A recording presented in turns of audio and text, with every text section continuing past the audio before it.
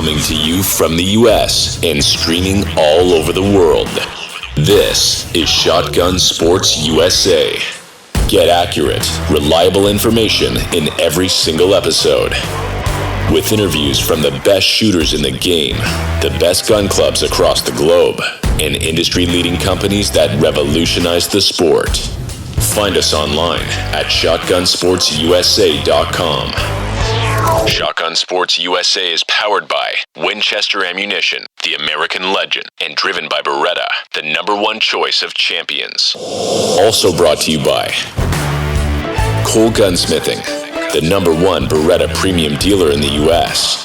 Rick Hemingway, the largest Permatic trap dealer in the country. Castellani USA and Ultimate Shooting Accessories, the exclusive importer and distributor of Castellani shooting vests and apparel. Soundgear Phantom, the world's first custom Bluetooth compatible and rechargeable hearing protection device. Clay Target Vision, the largest Pila dealer in the world and the best customer service in the business. And Clay Shooter Supply, specializing in sporting and field shotguns, rifles, handguns, ammunition, and more. Welcome to the show.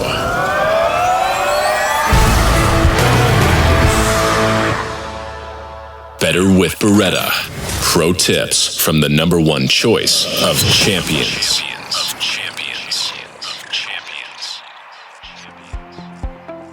I'm Anthony Matarese Jr., professional shooter with Team Beretta. Most people, when they think about practicing, they get out to a course and they're trying to learn a bunch of different shots and figure out what they're going to need to do before the next competition, or just to improve their game even if they're a recreational shooter. What we want to think about with practice is the following. Most people, if they were to hit the birds that they were capable of at the end of a round, they would have been happy with their performance and they would have had a good day. So the first thing we're always going to look at is we want to master the targets kind of from the ground up. Okay, so what does that mean?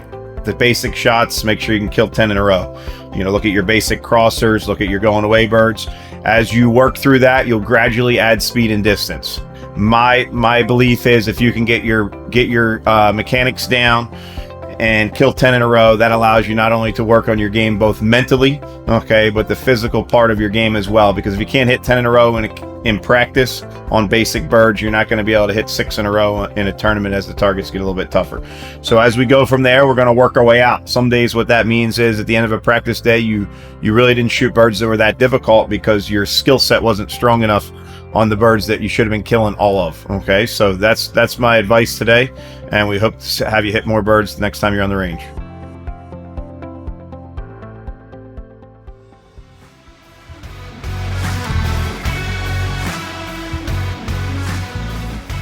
My guest on the show today is no stranger to competition, target setting, winning world championships, or claiming Olympic gold medals.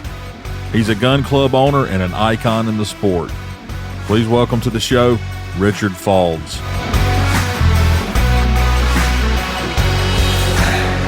I haven't had you on this show, I don't think, yet.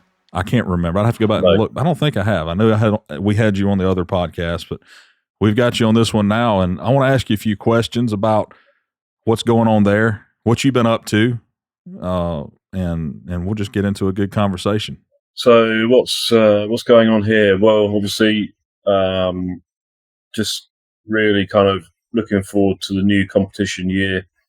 We're coming over to see you guys for the US Open in 3 weeks' time, which we're very much looking forward to. Back to Tucson. Yep. Hopefully see a bit of sunshine and warm weather. I've been shooting most weekends through the winter. It never really kind of stops here. You can pick and choose what you want to do, how much you want to do all the way through the year.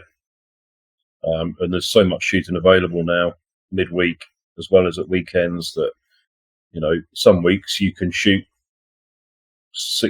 5 or 6 different registered events through the course of the week, as well as competitions at the weekend as well. So we're really spoilt for choice, and especially where we are in the south of England, there's within a 2-hour drive of where we are here, there's so many grounds that we can go to, which is great. It's great for the sport, great for the competitors. So yeah, see what this year brings. It's interesting. You say you can shoot tournaments throughout the week. I mean, here we don't do that. I mean, it's on the weekends and that's it. Really? Well, I mean, in all fairness, it was probably, if you wind the clock back 10 years, and it had just started really then. There was one or two places doing it. And then we started doing it at Owls Lodge. And the main reason we started doing it at Owls Lodge was because we're limited to 12 Saturdays a year we can shoot. That's our regulations, our government regulations at our club. So we thought by getting a bit of extra revenue and trying to put on some events for the shooters was to put on some midweek registered shoots. And we started doing that about 10 years ago. And then they proved pretty popular. To start with, we would get 60 or 70 entries we would do them on a Thursday. We're open a Tuesday and a Thursday. So we'd do practice on a Tuesday every week. And then twice a month on a Thursday, we would do a registered competition. We would do one, a sport track, what you guys call 5-stand, and we would do one English sporting month. And now there's probably 1, 2, 3, 4, 5, 6 or 7 clubs within an hour and a half, 2 hours of us that are doing. We try not to clash if we can help it, because there's obviously only a certain number of shooters who will choose to go and do the midweek shoots.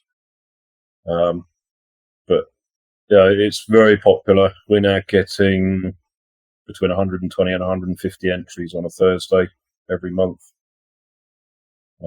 as are most of the other clubs as well. It's great. That's crazy. I would not have thought you would have said that. I would have thought you'd have said, we get 30 or 40 shooters. I mean, we don't get on just a regular shoot around here, around where I'm at.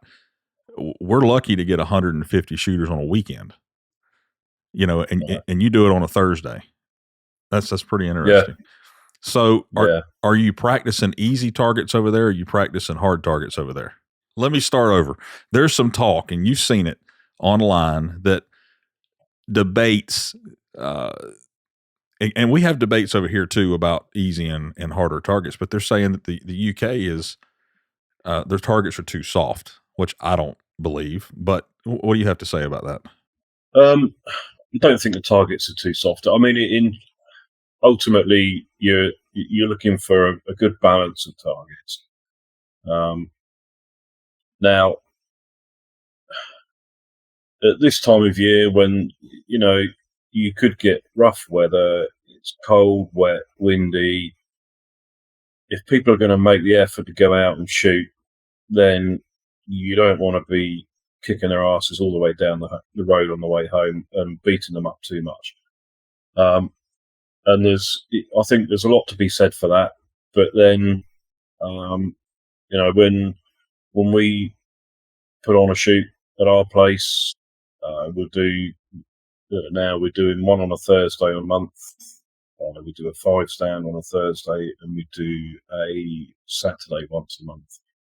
Now, I'll look at the weather, and if it's going to be a nice day with very little wind, good shooting conditions, then we'll wind up the springs a bit and we'll push the boundaries with a few traps. If it's going to be horrendous weather, wet, cold, miserable, then we're just going to make it fun for people. If they're going to make the effort to come out, if they've booked in and they're going to travel an hour or two to come see us, then we don't want to give them too much of a hiding, because at the end of the day, we're for us. So I see it from both sides, as a ground owner and a competitor. Now, from a business point of view, you want as many people to come and see you for each of your shoots as you can. And I can show you numbers from, our place that if I put on 2 or 3 tougher shoots on the trot, the numbers will drop off. And I think that's true of most clubs, to be honest. I'm not going to lie. From a business point of view, you want to make it fun for people. And every once in a while, we'll chuck in a harder shoot and we'll bring people back down to earth. But, until people get there, they never know when that day is going to be. Right. So, like I said, especially this time of year when people are out shooting for fun, it's an expensive day out. They want to go out and have a nice time. As time goes on into the summer, when you start shooting your championships and your bigger shoots, yeah, sure enough, shoots are going to get tougher. But I think if people only shoot at one or two grounds close to them that have a reputation for throwing maybe slightly softer targets than normal, then they will end up in a class above where they should be. Yeah. Now,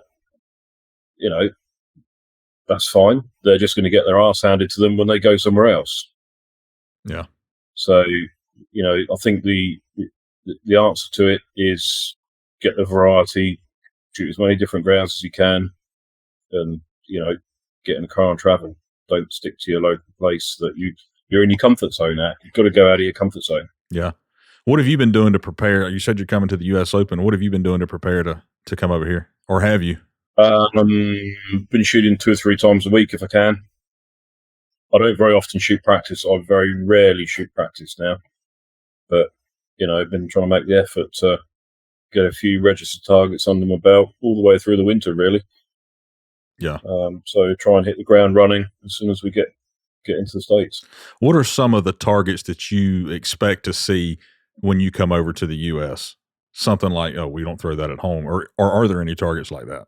So I would say that the main difference between a round of sporting clays in the USA to a round of sporting clays in the UK. Now, my view on it is that sporting clays in the USA has evolved from the American style of bird hunting. Okay, so you walked up quail, you walked up pheasant, your doves and stuff like that. You would throw a lot more lower, flatter, quartering away targets probably than we would see on your average event in the UK. You tend to throw probably more stuff, I would say, showing the top of the target than we do over here. We show a lot of underside. For whatever reason that may be, I don't know, but that's just the way it seems to me. Yeah.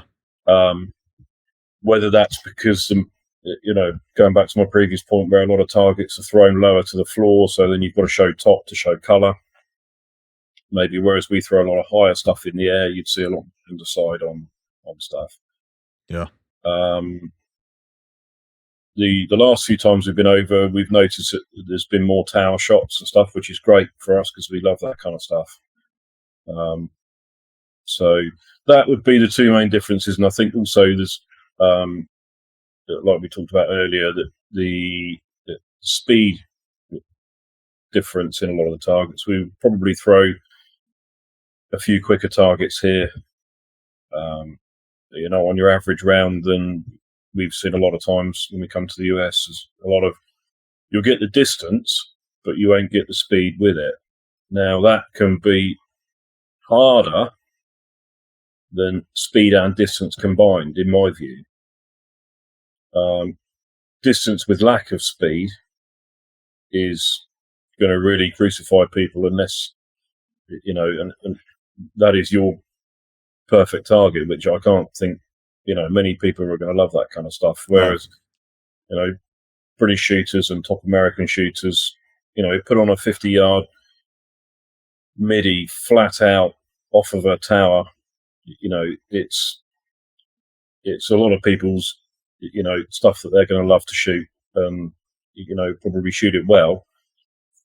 Whereas the long 50-yard rolling thing, that only gets 20 feet off the floor and dives behind a bush is going to be hard work. Yeah, it's hard work. But again, it is. Yeah. But again, a good round of sporting clays is a good mixture of targets, good variety, something for all the classes, right from your D and E class shooters right up to your master class shooters. There's got to be targets there for everyone. Yeah. And at the end of the day, chances are the same people are always going to win. Yeah, I agree with that. I was in Florida shooting at the Jack Links a few weeks ago, and I was shooting behind some guys from the UK. And I don't know who they were, but there was a trap that was set out a little bit, and it was throwing a little flopping target, just comes out and just falls. And they had the hardest time hitting that target. And I thought to myself, I wonder if they shoot a lot of this stuff there or if they don't. And maybe this is something they just don't see. The long, slow dying stuff is going to be what catches people out. Actually, it caught me out. I shot an event on Sunday this previous weekend. 100 birds sporting 13 stations. I ran the first 12 stations, got to my last station, and you had a 45-yard right to left midi that only went at the most probably 40 yards from the trap, but it went up about 30 feet in the air, rolled over and died. And I looked at it and I thought, I don't like the look of that. And I talked myself out of it before I even got to the station, and I missed 2 out of the 3 of them, finished on a 98. And I kicked myself all the way back to the car afterwards, because of it. But, and at the end of the day, you can miss something at 20 yards as easy as you can at 50 yards. Coming over here as a top level shooter, what do you think, or how do you think a championship level course should be set? We can't be thinking about the people that want an easy target now. How do you think they should be set, like at a U.S. Open or a World Championship? How do you think the target should be set?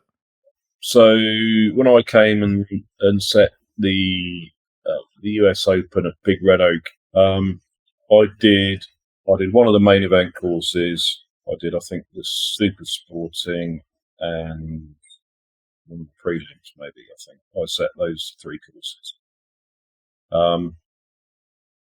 When I set them, I tried to make them fun, entertaining,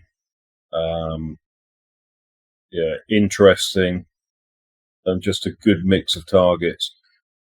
I can't remember individual top scores from the events, but I think the super sporting was about a 96, 97 high gun. The main event course, I think, was 66 targets. That would have been probably a 63 or 64 top score on that. And the prelim, I think, would have been 97 again, 98, something like that.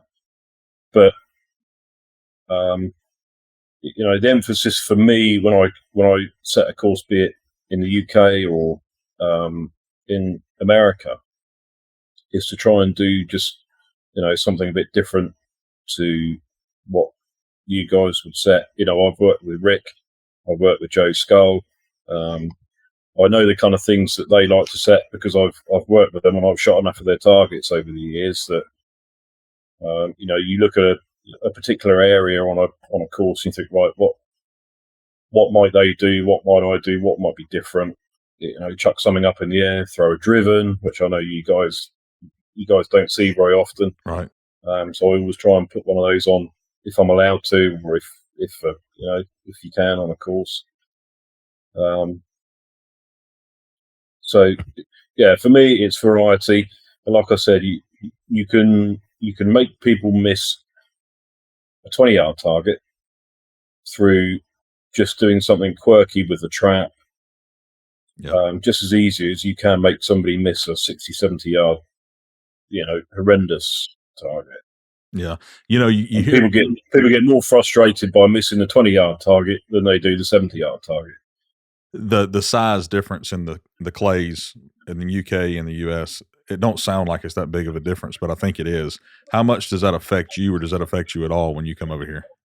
I don't think that affects me. The only thing that takes me a while to tune my eyes back into is the black rim with the orange top. You don't have those over there? No, no. We don't have them over here because nobody likes them. But they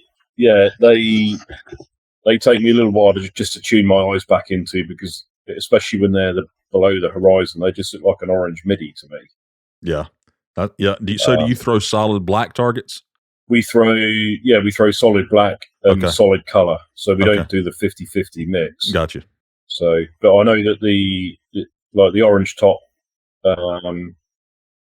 with the black rim, they're great if a target starts below the skyline and ends up above it, because you can see the transition in the color of the target through the break in the horizon. But for me, it takes me a little while just to tune myself back into them. How do you notice a difference when you come over here in the way that gun clubs are ran here versus over there? And if so, what are some of those differences? Oh, without doubt, everything in the US is way more professional than what we do back here.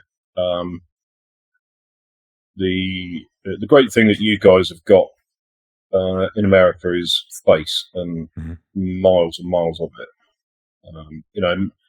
My club where we are, it's the bit of ground that we shoot on is 15 acres. Wow! So it's tiny, and in that we've got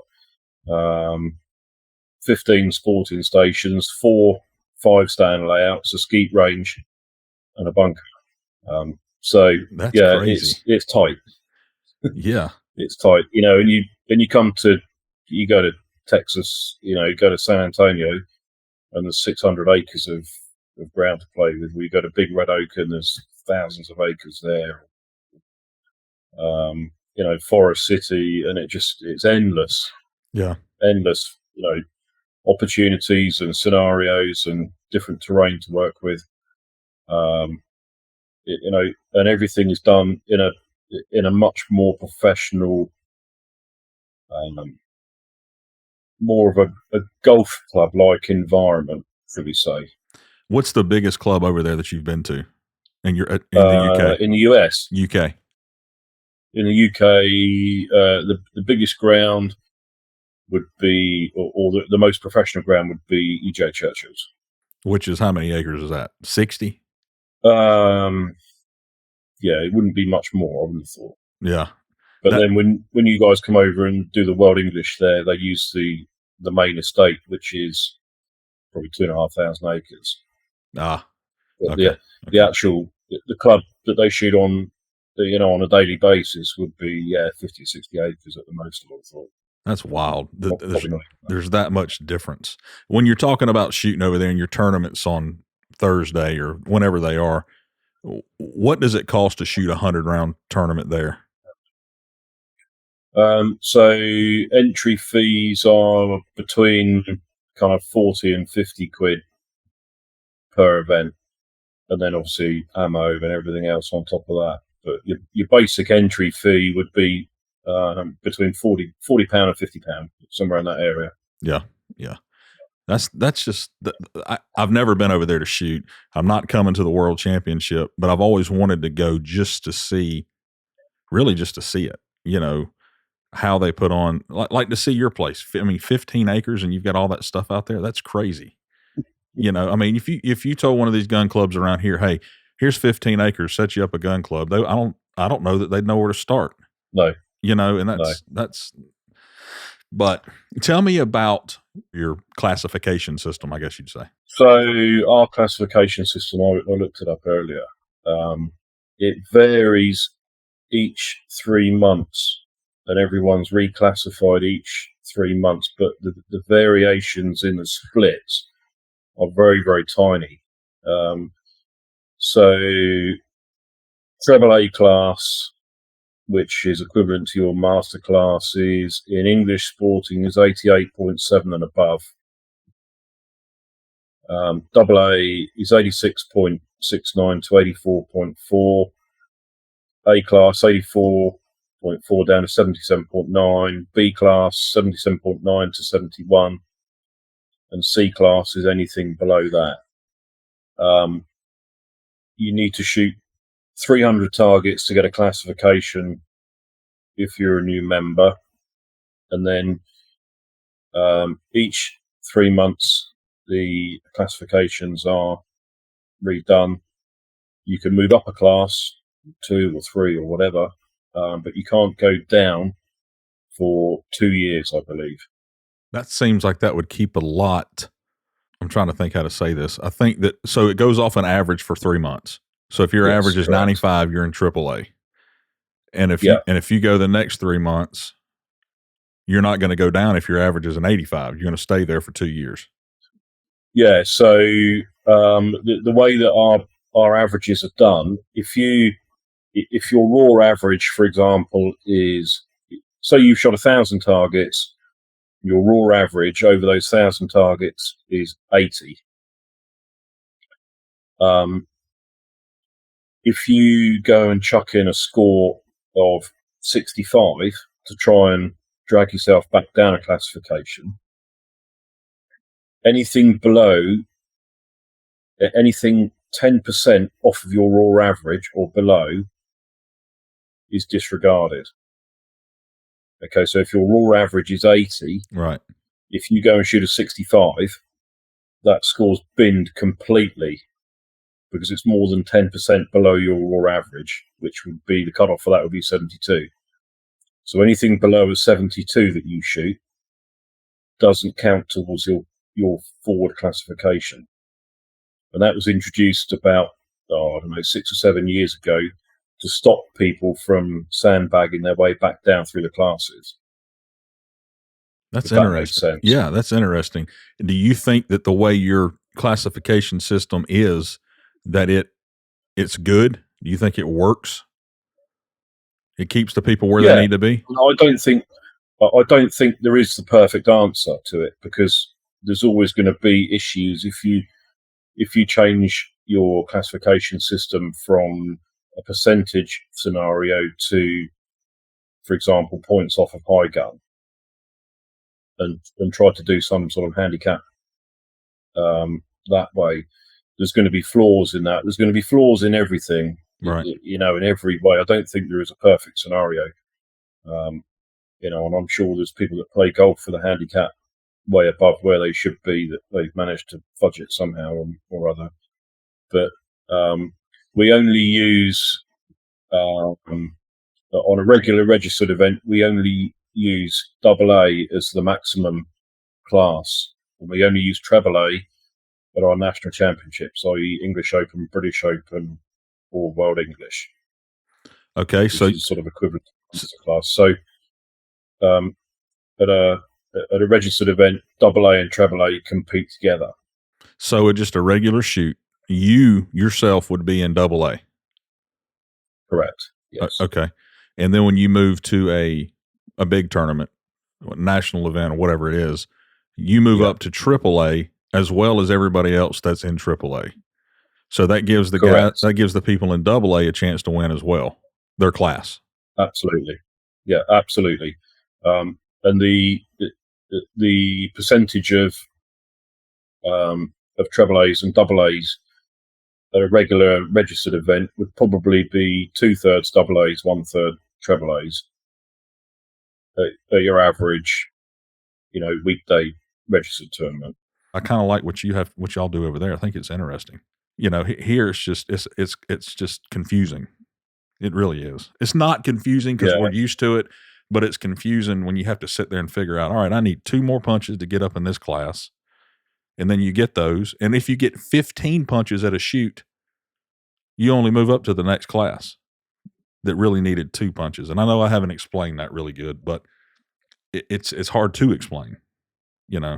So I've been coming to the US for 25 years and I still don't understand it. Yeah. I mean, it's they've got a chart that tells you how many punches you need to go from class to class to class. And, you just have to wait till you're done shooting to see where you placed, to see how many people were in the shoot, to know how many punches you get. And it really needs to be changed, but whatever. Yeah. So I think with our system here, the average is, I might be slightly out, but I think it's the top 10% are treble A. Yeah. Next 15% are double A. And then I think it's pretty much 25% splits for the rest of it. How many times have you had somebody in double A win a tournament? Oh, it happens a lot. Does it? Yeah. It does happen a lot. Yeah. I could not tell you the last time that I have seen somebody, I'm talking about a big tournament, that I have seen somebody out of Masterclass HOA the tournament. Right. You know? Yeah, no, it does happen. It does happen, on a weekly basis. It's certainly not uncommon for a good double A shooter to, have a good day and beat a good bunch of triple A shooters. Yeah. How do you miss shooting bunker? Or do you still shoot it? Double. What is it? What did you call it? I miss it like a hole in the head. Really? Yeah. Yeah. Thank you for reminding me. Now you shot, what was it called in the Olympics? Doubles trap? Double trap. Yeah. Yeah. So why don't you still shoot it? Or why don't you shoot that? I retired after London 2012. You said, I'm done. I said, I'm done. Yeah. I did 5 Olympics on the spin. Started in Atlanta 96 all the way through to London 2012. Yeah. And, looking back on it, it was great. I loved every minute of it, but enough was enough of that. And, Charlie was 5 years old and I'd hardly seen him at that time. You spend 6 months of the year traveling. And then it was also at a time when we were just starting to try and do a bit more with the club at Owls Lodge. So we were developing that more. And Tanya was missing out on a lot because I was away. So we just wanted to try and just, do a bit more with our lives and pick and choose what we wanted to do shooting wise, and we both absolutely love all of our shooting. It wasn't the fact we wanted to stop shooting. It was the fact that we wanted to pick and choose what we wanted to do more and do more stuff together. Yeah. Now you're talking about Charlie, which is your son. How old is he now and how good is he shooting now? He's 15 and he's nearly beaten me. Oh, come on. Yeah. Really? Yeah. So well, that's got to make you proud. Yeah, it's great, and I can kind of watch him shoot, and it's like me winding the clock back 30 years. Do you know what I mean? Yeah. Watching it, and he's only really started shooting properly just coming up 2 years. It was when we came out of our very first lockdown in 2020. No, it'll be 3 years now he's been shooting. 2020, when we came out of our first lockdown in April or May, whenever it was. Right. The English Open was held at Barbury Shooting Ground, which is half an hour from home. And when the entries launched online, I said to Charlie, do you want to shoot it? I said, it's only local to home. If you want to shoot it, I'll book you in. I'm going to take you up there and do it. And typical teenager is like, yeah, okay, all right, book me in. And I said, right, so when I book you in, I said, we've got 6 weeks from when we come out of lockdown before the championship. I said, you're going to come with me once a week, and we're going to shoot a tournament somewhere, get yourself motivated, get you up to speed.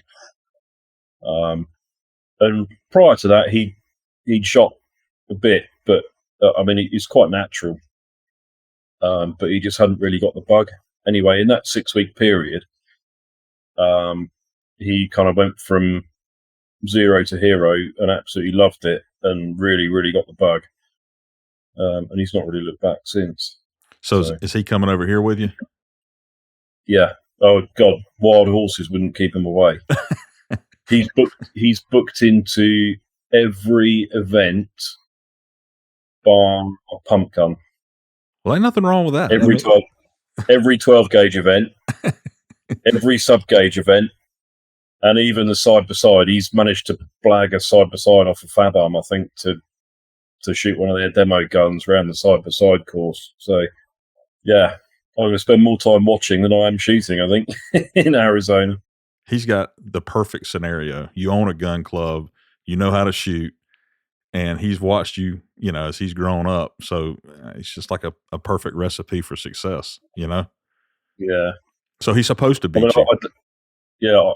I don't actually, personally, I don't really coach him. He Really? shoots with me at every tournament that we go to. He shoots with me, and obviously he watches me and his mum and whatever else. But he's been having lessons with a guy called Josh Brown at Barbary, and a guy called Steve Nutbeam who taught me to shoot. So he's had maybe in total half a dozen lessons between the two of those. And he's really keen, which is great. So explain that to me. I mean, as successful as you've been, you know how to move a shotgun. Why would you send him elsewhere to get coaching? Because you think he'll listen to them better?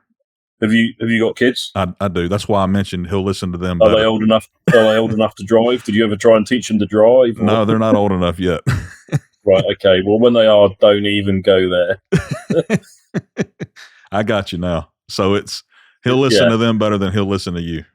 And I think it's good to kind of separate it and have someone else, install some information into their brains that's not coming from mum and dad. Yeah, which I think is important, and it gets them, it teaches them to listen to other people, and learn from others as well. So that's what you would recommend to parents then, if you've got kids and you have them go to a different person to shoot with as far as a coach versus. Yeah, I mean, it may not always work like that. It may not always be the case, but don't get me wrong. If I see him doing something wrong, I'll tell him. Yeah, and I'll say, I think maybe if you come across a target like that again, don't do that. Try something. Try this. But as far as actually standing behind him for hours and hours on end, no, I haven't done that at all. Nice. You still shooting Caesar Guarini? Yeah, love it. Yeah. What gun is that you shoot from them? It's an Invictus 5. Is that what Charlie's shooting now? He's shooting an Invictus 3 Ascent. Okay. So, yeah, He's had that for about 6 months now. He's been shooting that. Nice. So, all right. So I'll ask you one more thing because I asked this a lot, and I'll just like to hear the different answers. But what would you like to see happen in this sport going forward, or what would you like to see changed in the sport? I think, if anything, I would like to see British shooting become more American in its whole kind of professionalism. And I don't really know how we do that, because if you've never been over here and done any of our championships, then don't get me wrong, Churchill's, when they do the World English, they really lay on an event, and it's phenomenal. It's amazing. But when we come over and do any of the shoots in the US, the atmosphere is so much better. There's always a party event going on at some point through the weekend. There's always, the hospitality side of things is absolutely off the scale compared to how things are done here. And unfortunately, the way shooting is going over here is people turn up, shoot, and go home straight away. They don't. The social side seems to be the bit that's missing. Whereas when we come to America, and I know for the bigger events, people are there and they're there for a few days, so they may not have anything else to do, so they do hang around and they do talk to each other, and they do socialise a lot more and go and play on the make or break games and stuff like that a lot more than maybe we would do here. But how we improve that over here, I don't know. It's a tricky one. I can tell you one thing that you could do, Richard. You got to start having golf carts Listen, you come over here, you get to ride around to your shooting stands. You don't have to walk everywhere. And that's why I hadn't been there yet. Listen, on 15 acres, you can walk from one end to the other quicker than it takes to get on a golf cart and get back off again. That is true. That is true. Somebody told me, look, you got to walk. When you go to EJ, you have to walk. And I said, I ain't going there then. I'm staying away. No, we love coming over. We love getting on the golf carts and whizzing around. It's great. Yeah. Well, listen, that's all I got. I know it's late for you, and I appreciate you staying up with me. And, I wished I was going to the U.S. Open. I'm not. It's all the way across the country, and I have to work. But, I hope you have a good time. And for everybody listening, you better watch out because another heavy hitter's coming. So, good luck. No, we're looking forward to it. And if anybody's up for me coming over and setting a course at a championship or anything again in the future, then give us a shout. I'd love to do it. Yeah. Well, thanks for coming on. And I appreciate your time, and look forward to seeing you one day. Pleasure. Thank you very much. Cheers, Justin. Thanks for listening. For more episodes, go to our website, shotgunsportsusa.com. And don't forget to follow us on Instagram and Facebook.